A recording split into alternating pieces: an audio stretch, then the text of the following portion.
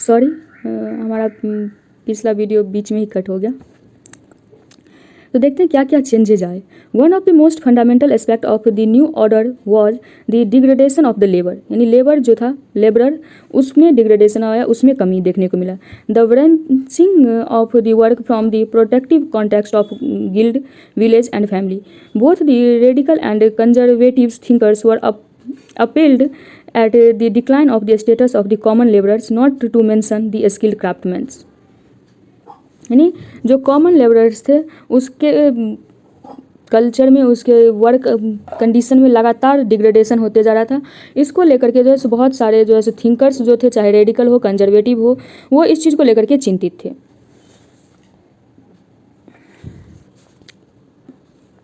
Urban centres expanded and ग्रू, जो urban centres थे वो एक्सपेंड कर रहे थे, ग्रो कर रहे थे। It was not that there were no cities earlier, ऐसा नहीं था जो सिटी पहले एग्जिस्ट नहीं करता था, but their chapters prior to industrialisation was different. लेकिन पहले भी सिटीज़ थे, लेकिन उस वहाँ जो जिस तरीके के वर्क होते थे, जिस तरीके के इकोनॉमिक एक्टिविटीज़ होती थी सिटीज़ में, वो डिफरेंट था इससे पहले। The industrial cities gave birth to the completely new kind of the urban world. It was marked by the soot and grime of the factories, by over crowded slums of the new industrial working class, bad sanitation. ये industrial revolution में अगर पूछा जाए जो उसके क्या क्या negative consequences थे, तो इस चीज़ को दे सकते हैं। उसके अलावा ये लाइन बहुत इंपॉर्टेंट है, उसके निगेटिव कंसिक्वेंसेस। और इससे पहले ऊपर जो लाइन था, डिग्रेडेशन लेबर क्लास में, और जो स्किल्ड क्राफ्टमैन थे उसके भी काम में जो है सो हमें डिग्रेडेशन देखने को मिला। चूँकि उस पर ज़्यादा बात नहीं हुआ उस समय पर, लेकिन जो स्किल्ड क्राफ्टमैन्स थे, चूँकि नए नए फैक्ट्रीज, नए नए मशीन्स के आ जाने से उनका काम जो है, जो स्किल्ड क्राफ्टमैन थे उनका काम कौन करने लगा, उसका काम मशीन करने लगा। तो अब जो स्किल्ड क्राफ्टमैन्स थे, जिनका पूरा लाइवलीहुड डिपेंडेंट था उनके स्किल पे ही, वो अब बेरोज़गार हो गए, अब वो जो है सो गरीब हो गए, वो पॉवर्टी के अंदर चले गए। जिस तरीके से अभी हम देखते हैं एआई के आ जाने से या रोबोट के आ जाने से लगातार जो है सो जॉब मार्केट में अगर बात करें तो लोगों की जॉब्स जा रही हैं। क्यों? क्योंकि जो लोग डॉक्टर्स जो ऑपरेशन करते थे वो आजकल जो है सो रोबोट कर दे रहा है। जो नर्सेज जो है सो लोगों को केयर प्रोवाइड करती थी, वो दवाई प्रोवाइड करती थी, वो आजकल रोबोट्स कर दे रहा है। जो क्लीनिंग प्रोसेस होता है वो लोग करते थे, मेन्युअल वर्क्स जो थे वो पहले पीपल करते थे। ये तो एक अच्छी बात है, जो क्योंकि जब भी कोई टेक्नोलॉजिकल या कोई भी चेंज आते हैं उसमें कुछ निगेटिव और कुछ पॉजिटिव होता है। तो पहले लोग करते थे, आजकल वो रोबोट्स कर रहे हैं, मशीन्स कर रही हैं। और बहुत सारे जॉब्स जो पहले कोई एक इंडिविजुअल करता था, आजकल वो सारे काम मशीन कर रहे हैं, रोबोट्स कर रहे हैं। लोगों को पहले पढ़ाने के लिए टीचर्स चाहिए होते थे, आजकल लोग ऑलरेडी चैट जीपीटी और कई तरीके के एआई से आराम से पढ़ सकते हैं। तो वो लोग जो स्किल्ड लेबरर्स थे या स्किल्ड क्राफ्टमैन्स थे, उन पे ज़्यादा बात उस समय पर नहीं हुई। लेकिन जो लेबर क्लास था उसको साफ देखा जा रहा था उस पर क्या इम्पैक्ट पड़ रहा है। जैसे उसका इन्वायरमेंट बहुत गंदा है जिसमें वो रह रहा है, पूरा धुआं वाला इलाका है जिसमें स्लम्स, ओवर क्राउडेड स्लम्स हैं। ये सारे कुछ प्रॉब्लम्स जो हैं देखने को हमें उस समय पे मिले थे। सैनिटेशन नहीं है। The Hindi film song on the next page captures both the material as well as the experiential aspect of the city life from the film CID। 1956 में एक मूवी आई थी CID, उसमें एक गाना था। उस गाने में जो चीज़ें उठाई गई हैं वो उससे हम समझ सकते हैं जो कैसा सिटी लाइफ डेवलप हो रहा था और किस तरीके का सिटीज़ लाइफ था। तो देखो इस गाने में क्या लिखा है, ए दिल है मुश्किल जीना यहाँ, जरा हटके जरा बच के यहाँ, है बम्बई मेरी जान, कहीं बिल्डिंग कहीं ट्राम। यानी अब जो न्यू सिटीज़ डेवलप हो रही है वहाँ क्या है, नए बड़े बड़े बिल्डिंग्स बन रहे हैं, बड़े बड़े ट्राम बन रहे हैं, कहीं मोटर्स यानी नए नए व्हीकल्स आ रहे हैं लोग रास्ते पे। लेकिन एक चीज़ जो नहीं है वहाँ पे ह्यूमैनिटी नहीं है। ह्यूमैनिटेरियन एस्पेक्ट जो है वो कहीं ख़त्म होते जा रहा है। ये लाइन आप लोग पढ़ सकते हैं, इसको नीचे इंग्लिश में दिया हुआ है उसमें। तो बता रहा है, dear heart life is hard here, you must watch where you are going if you want to save yourself. This is Bombay, my dear. You all find buildings, you will find buildings, you will find trams, you will find motors, you will find mills, you will find everything here except a human heart. Means यहाँ पे बड़े बड़े mills हैं, बड़े बड़े trams हैं, बड़े बड़े बिल्डिंग्स, मोटर्स, ये हर चीज़ है। जो नहीं है वो है humanitarian aspects. There is no trace of humanity here. So much of what is done here is meaningless. It's either power or it's money or it's theft or cheating. यहाँ पे हर चीज़ हमें देखने को मिलता है, चोरी, चीटिंग्स, होमलेसनेस, वेगाबॉन्ड्स, और लोग उसकी मजाक भी उड़ाते हैं। जिसके पास घर नहीं है वैसे लोग हमें यहाँ देखने को मिलते हैं। लोग एक दूसरे का गला काटते हैं और इसे अपनी लैंग्वेज में बिजनेस बोलते हैं। दोनों एक दूसरे को ठग रहे हैं और अपने लैंग्वेज में इस चीज़ को वो बिजनेस कह रहे हैं। The same action is given various names in this place. और इसी को जो है अलग अलग जगह पे यहाँ पे अलग अलग नामों से जाना जाता है। यानी एक CID मूवी का गाना आया था जो कि सिटी लाइफ को रिप्रेजेंट करने का क्या क्या चेंजेज आ रहे हैं, शुरुआती दिनों में सिटीज़ लाइफ में क्या चेंज आ रहे थे और उसके कारण कौन कौन से प्रॉब्लम्स थे, उस चीज़ को बहुत अच्छे से इस गाने में दिखाने की कोशिश की गई है। The mass of Indian handicraftsman ruined as a result. AR Desai एक बड़े सोशोलॉजिस्ट हुए हैं इंडिया के, ये नाम हम याद रखेंगे। उन्होंने क्या कहा इस बारे में वो देखिए। The mass of Indian handicraftsmen ruined as a result of the influx of the manufactured machine-made goods of the British industries were not absorbed in any extensively developed indigenous industries. यानी जो इंडिया का हैंडीक्राफ्टमैनशिप था उसको completely बर्बाद कर दिया गया। जब ब्रिटिश से जो है सो मैन्युफैक्चर्ड गुड्स आने लगे तो जो इंडिया का हैंडीक्राफ्ट्स था, जो क्राफ्टमैन्स थे वो कम्प्लीटली पॉवर्टी के अंदर चले गए। और जब हम 1857 का जो है सो रिवोल्ट पढ़ते हैं उसमें हम ये भी देखते हैं जो एक ग्रुप वो भी होता है पीजेंट्स ग्रुप, वो भी थे जो कि रिवोल्ट करते हैं। क्यों? क्योंकि चूँकि उसमें बहुत सारे लोग जो थे, जो पीजेंट्स थे, वो कौन पीजेंट्स थे? जो पहले कहीं हैंडीक्राफ्ट्स करते थे, अपने स्किल के बेस्ड जो है अपना लाइवलीहुड रखते थे और कभी कभी जो है सो राजा महाराजाओं के महल में जाते थे, वो अपना जो भी चीज़ें वो बनाए होते थे अपना आर्ट्स दिखाते थे, अपना हैंडीक्राफ्ट्स दिखाते थे। और जो राजा लोग होते थे, जो नवाब होते थे, वो उनको जो है अच्छी मात्रा में, अच्छे अमाउंट में जो है उसको पे करते थे। लेकिन चूँकि मशीन्स के आ जाने से वो सब कुछ बंद हो गया। अब जो राजा महाराजा थे वो खुद ब्रिटिशर्स के अंदर आ चुके हैं।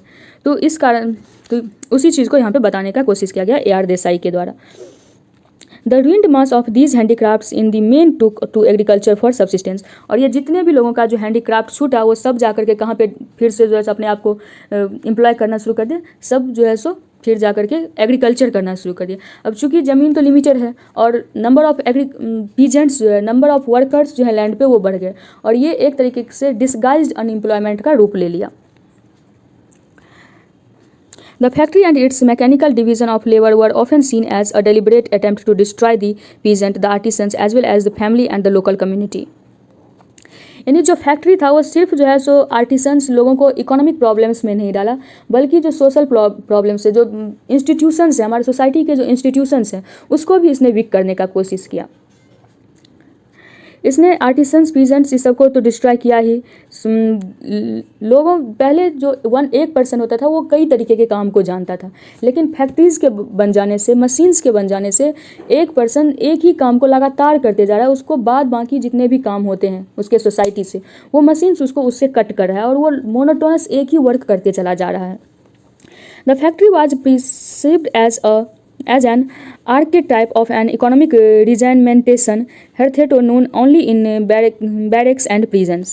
For some, like Marx, the factory was oppressive. यानी मार्क्स, कार्ल मार्क्स हैं, ये मार्क्स बोलते हैं ये फैक्ट्री सिस्टम जो है ये लोगों को ऑप्रेस करती है, ये बहुत ही ऑप्रेसिव सिस्टम है। येट पोटेंशियली लिबरेटिंग, लेकिन कुछ मामलों में ये लिबरेटिंग भी है। Here workers learn both. अब लिबरेटिंग कैसे?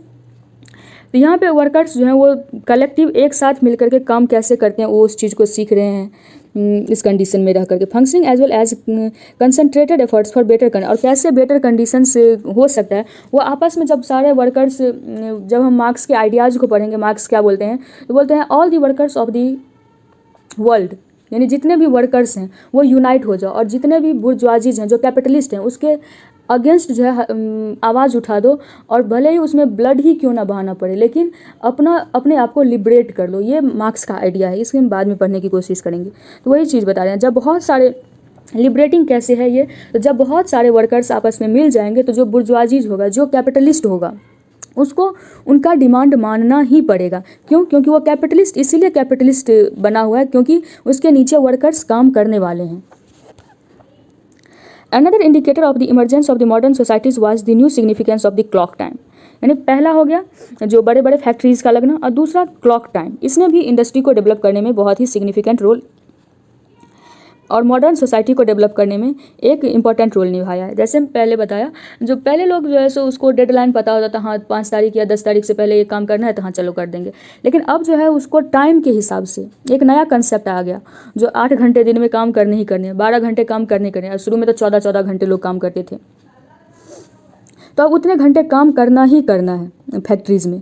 क्लॉक टाइम का डेवलपमेंट हुआ। Significance of the clock time as a basis of the social organisation. A crucial aspect of this was the way in which in the 18th and the 19th century the tempo of agriculture and the manufacturing labor increasingly came to be set by the clock and calendar in a way very different from pre-modern forms of the work। यानी जो modern work culture बना, clock के हिसाब से काम करने का, calendar के हिसाब से काम करने का तरीका, वो पहले के तरीके से बिल्कुल डिफरेंट था। तो पहले कैसे लोग काम करते थे?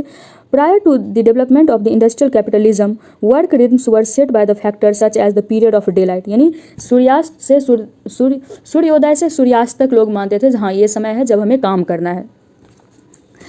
The break between task and the constraints of deadlines और other social duties। यानी जब काम कर रहे हैं तो बीच बीच में ब्रेक भी लेते ही होंगे क्योंकि उनके ऊपर बहुत ज़्यादा प्रेशर नहीं है। अगर प्रेशर होता भी था तो एक ही प्रेशर होता था डेडलाइन का, कब तक हमें उस चीज़ को डिलीवर करना है। Factory production implied the synchronization of the labor। It begins punctually, had a steady pace and took place for the set hours and on particular days of the week। यानी अब इन्होंने जो फैक्ट्री सिस्टम शुरू हुआ तो factory production ने इस चीज़ को सेट कर दिया, तो दिन में इतने घंटे काम करने हैं, वीक में इस दिन छुट्टी मिलेगा, इस सारे चीज़ जो है वो प्री फिक्स्ड हो गए। In addition the clock injected a new urgency to work for both employer and the employee. Time is now money, it is not passed but spent. यानी अब क्या हो गया, क्लॉक के हिसाब से काम करना है, तो क्लॉक टाइम जो है अब वो बहुत इंपॉर्टेंट हो गया। अगर किसी को 5 घंटे वर्क करेगा तभी उतना पैसा मिलेगा। ऐसा नहीं है जो किसी के पास बहुत अधिक स्किल है तो जो काम को कोई पर्सन जो है वो 5 घंटे में कर रहा है, अगर ये पर्सन उसको 1 घंटे में कर रहा है तो इसको पूरा वेज मिल जाए, ऐसा नहीं है। अब टाइम जो है वो मनी हो गया, टाइम के हिसाब से लोगों को काम करना पड़ा, चाहे वो एम्प्लॉय हो या एम्प्लॉयर हो। और अब टाइम पास नहीं किया जाने लगा बल्कि स्पेंट, हर मिनट जो है वो स्पेंट में गिना जाने लगा, यानी बीत रहा है टाइम, ना कि टाइम पास हो रहा है। क्यों? क्योंकि अगर जितना जो है सो टाइम बीतेगा उतना ज़्यादा लोग प्रोडक्शन कर सकते हैं, और अगर वो विदाउट वर्किंग वो टाइम बीत गया, पास हो गया टाइम, तो उसका कोई वेज नहीं मिलने वाला है, उससे उसको कोई प्रॉफिट नहीं होने वाला है। तो आज की वीडियो में इतना ही रखते हैं। ये वीडियो बीच से कट हो गया था, ये 7th पार्ट, हाँ ये 7th पार्ट का ही बचा हुआ पार्ट था। 7th लेक्चर जो है वीडियो का उसी का पार्ट था। अब हम 8th पार्ट देखेंगे, जिसमें 8th लेक्चर में हम 2 चीज़ें देख लेंगे। पहला, सोशियोलॉजी का ग्रोथ यूरोप में कैसे हुआ, और दूसरा सोशियोलॉजी का ग्रोथ इंडिया में कैसे हुआ। और उसके बाद एक ही टॉपिक बचता है जिसमें हम स्कोप ऑफ सोशियोलॉजी देखेंगे और सोशियोलॉजी कैसे अदर सब्जेक्ट से सिमिलर है और कैसे दूसरे सब्जेक्ट से डिफरेंट है, इन चीज़ों को देखने की कोशिश करेंगे। उसके बाद हमारा चैप्टर 1 कंप्लीट हो जाएगा। तो आई थिंक 2 और 3, हाँ वो लास्ट पार्ट जो है वो बड़ा है थोड़ा, तो 3 और लेक्चर्स लगेंगे, उसके बाद हमारा चैप्टर कंप्लीट हो जाएगा। तो आप लोगों का अगर वीडियो अच्छा लगा हो तो चैनल को सब्सक्राइब करें और वीडियो को लाइक करें। अगर कोई क्वेरी हो तो उसे कमेंट सेक्शन में पूछ सकते हैं। थैंक्स।